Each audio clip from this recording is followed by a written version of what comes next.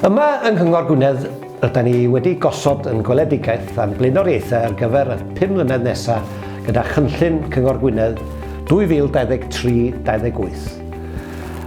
Rhwng cloriau'r ddogfen yma, da ni'n nodi 7 maes blaenoriaeth. Ac o fewn yr rheini mae prosiectau fydd yn datblygu a gwella'r gwasanaethau sy'n cael ei darparu ar gyfer yn bobl ni.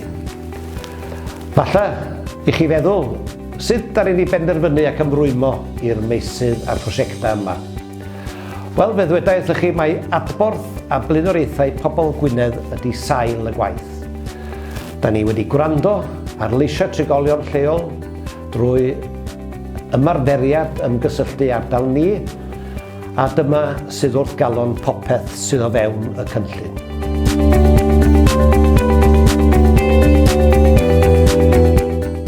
Gwynedd yfory, rhoi'r cychwyn gorau posib mewn bywyd i'n plant a'n bobl ifanc.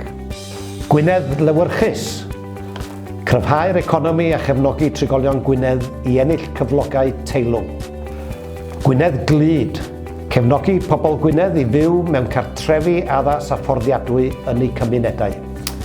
Gwynedd ofalgar, cefnogi trigolion Gwynedd i fyw bywydau llawn a diogel yn ein cymunedau. Gwynedd Gymraeg, sicrhau yn bod yn rhoi pob cyfle posib i'n trigolion ddefnyddio'r Gymraeg yn y gymuned.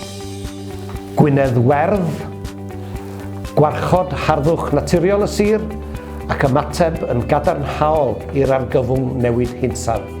Gwynedd effeithlon, rhoi trigolion Gwynedd yn gyntaf gan ei trin yn deg a sicrhau fod y cyngor yn perfformio'n effeithiol ac effeithlon. Cadwch olwg am fwy o wybodaeth a fideos am y meysydd gwaith ar gyfryngau cymdeithasol y cyngor dros yr wythnosau a'r misoedd nesaf.